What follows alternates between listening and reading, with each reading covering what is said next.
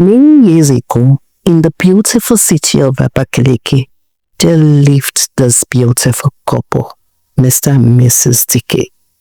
Mr. and Mrs. DK had looked forward to having their bundle of joy. The kids did not come quick, but when they came double. And they had a set of twins, and they were named Ifunanya and Ifeinwa. Ifunanya is the firstborn twin. Ifeinwa is the lastborn twin. Ifeinwa was different from her sister, entirely different from her sister. Ifeinwa never wanted to wear the same clothes with her sister, right from when they were little. She never wanted to make the same hair with her sister, and it wasn't common. Her mom often told her, "You people are twins, so you should wear the same thing." In fact, that was what Mrs. DK often knew. Mrs. DK knew that twin girls wore the same clothes, the same shoe, made the same hair. If anyone had a mind of her own, she knew what she wanted right from when she was little. Whereas, Ifunanya, like her name, Ifunanya, she had bought the love of her parents. They admired her. She won the heart of her parents. Although they were identical, Ifunanya had a way of always stealing their parents' love. Ifunanya wanted everything Ifeinwa had. If Ifeinwa wanted her hair packed up, Ifunanya wanted her hair packed up.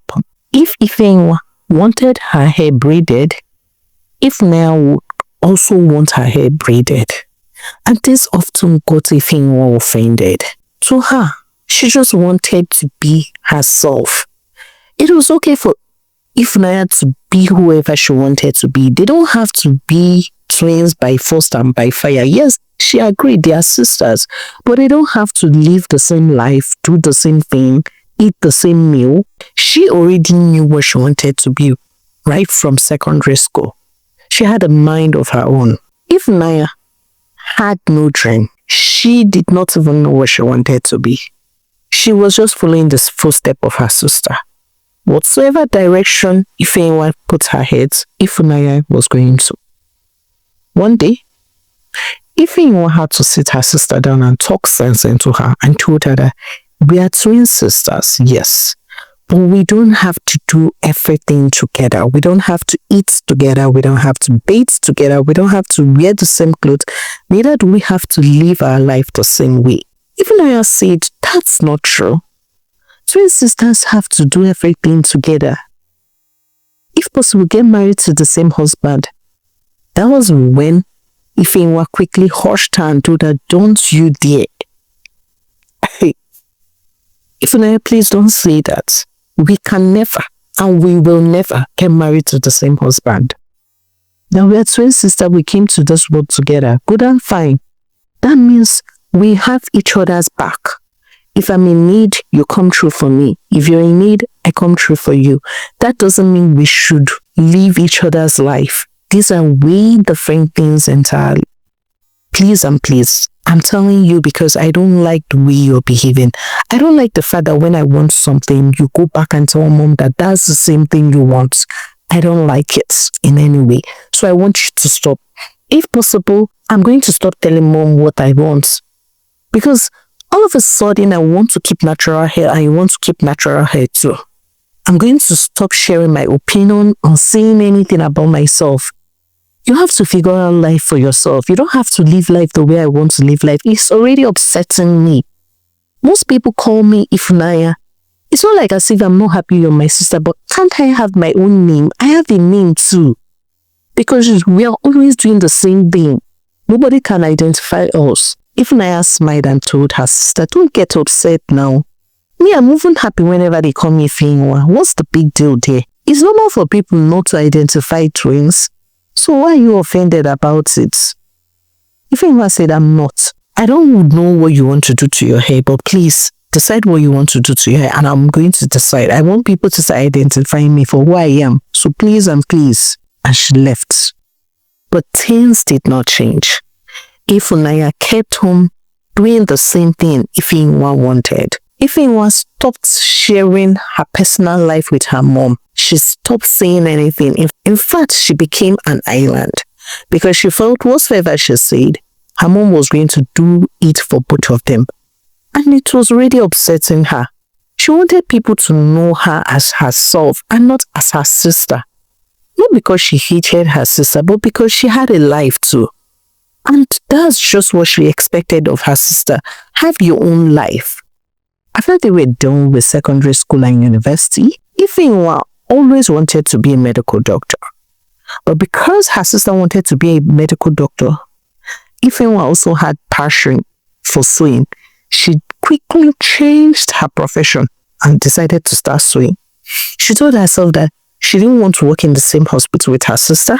She did not even want people to start asking, oh, are you people twins? Hey, you people look alike. Oh, you people dress alike. Nothing at all. You people smell alike. She just wanted her space.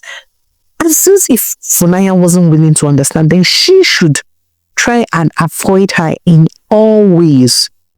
If she said she wanted to change her location, her parents were going to make a tantrum about it, stating that a girl shouldn't stay on her own.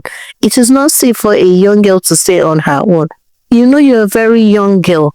It's not going to be nice. What will people think about you? What will people think about your parents? So it's better. She decides to start sewing. And that was it. The day they were supposed to resume work, after Funanya had gone to work, Ifeanyi went straight to a new shop and started setting up to start sewing. Funanya called her numerous times, stating that the specialist has come, stating that the chief consultant has come, kept on telling her, I'm coming, I think it's traffic. She did not make mention of the fact that she was never going to come to the hospital. She just kept her mouth sealed. And after work for that day, Funanya quickly asked Ifeanyi, what happened? I didn't see you in the hospital. Do you know, I kept on giving silly excuses. What happened? Ifeanyi looked at her sister and said, sorry. What happened is that I got another space in another hospital. The pay isn't good. It's not even something that you're going to like. Ifeanyi said, so why did you change now? Why did you leave this big hospital? Ifeanyi said, nothing. I just wanted somewhere different. Ifeanyi said, hope you're not avoiding me. Ifeanyi said, no. Why will I? I'm not avoiding you. It's just that I wanted somewhere different. That's it.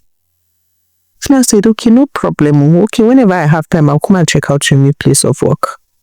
And Ifeanyi said, okay, thank you very much. So with the passing days, after Ifeanyi was done setting up her very big, beautiful tailoring shop, she also decided to try out any health center that was open to a doctor. She was willing to work for free. She just didn't want to stop practicing because of her sister.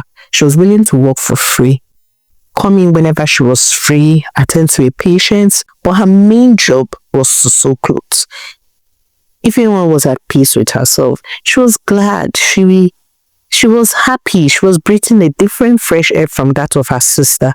She didn't have to share the same space. It was bad enough that they had to live in the same house, drive out the same time and all those stuff. So she was happy that everything was working out for her good.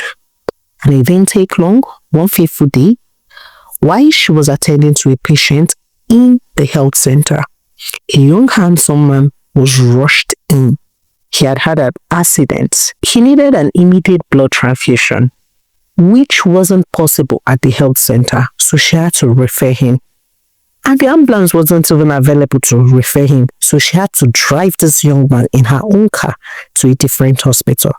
She waited in the hospital till the young man was stabilized. His family members also came in before she left. After the young man had recovered, he was 100% okay. He had come to the health center to thank her. And it was during this period that they exchanged contact and they kept in touch.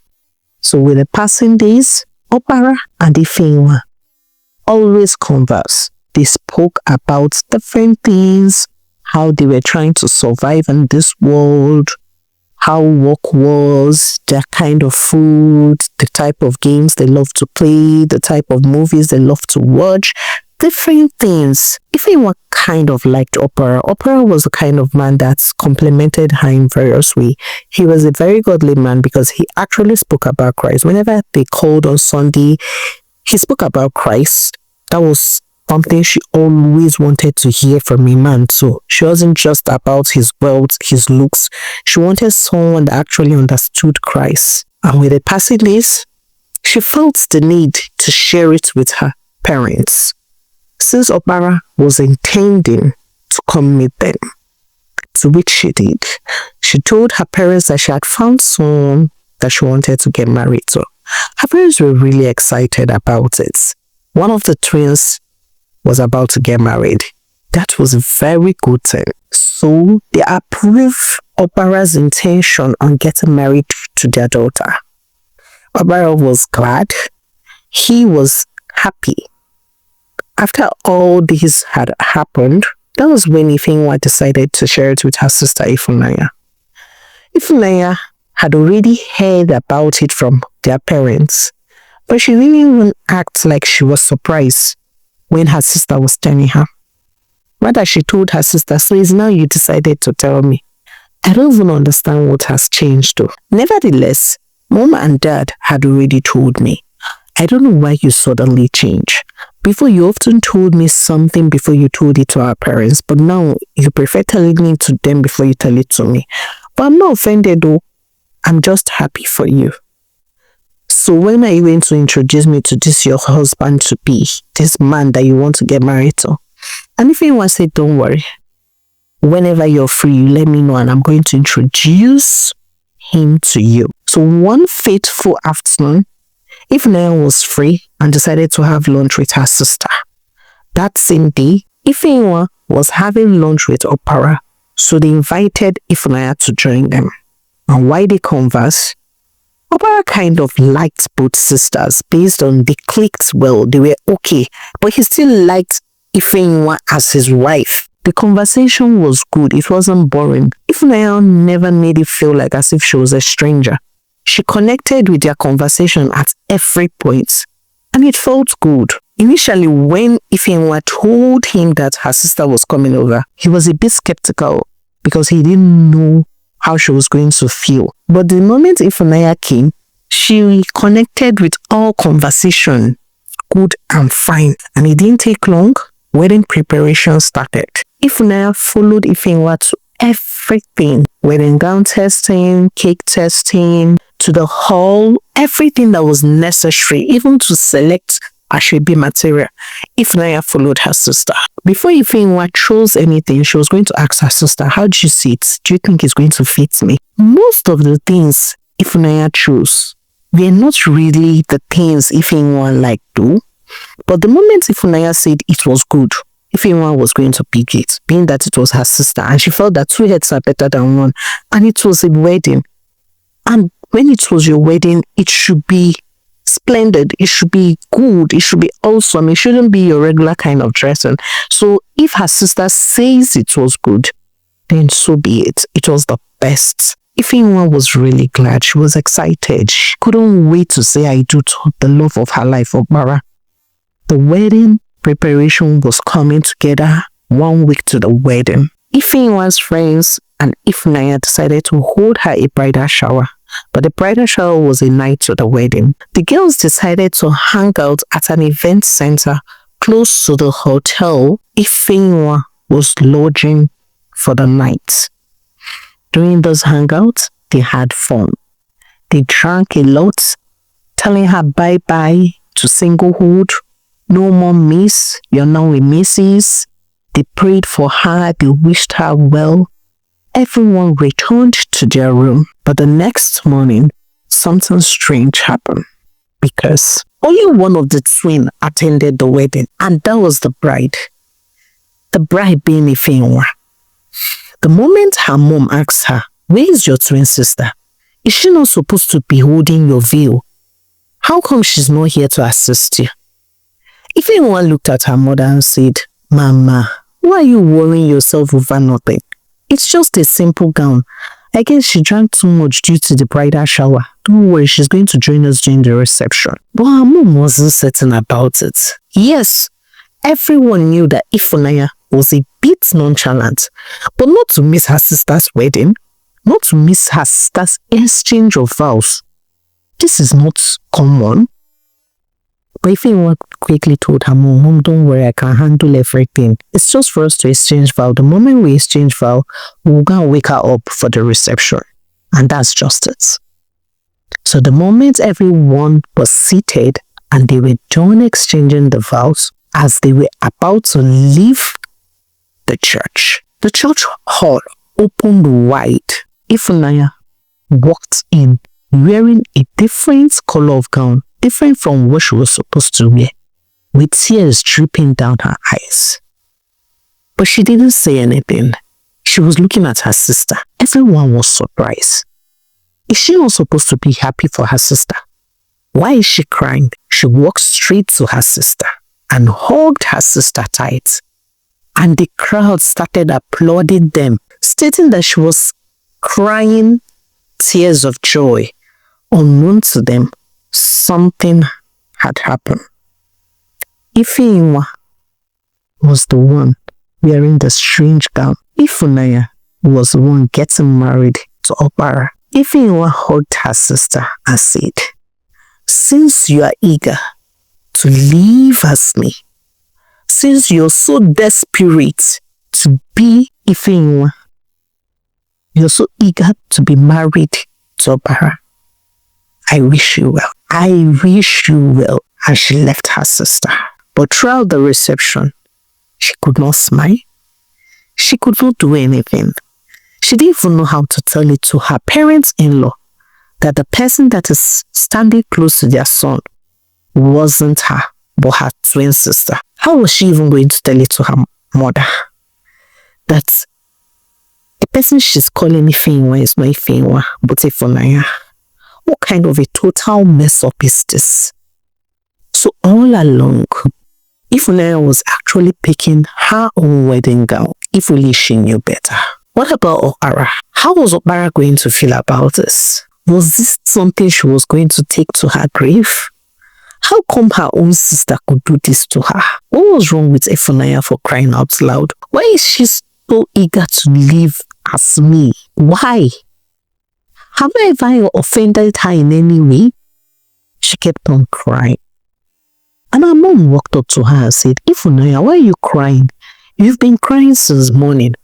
Stand up and dance. Today is your sister's wedding. You don't know the moment you dance and catch this bouquet, you'll be the next in line. But she couldn't force a smile.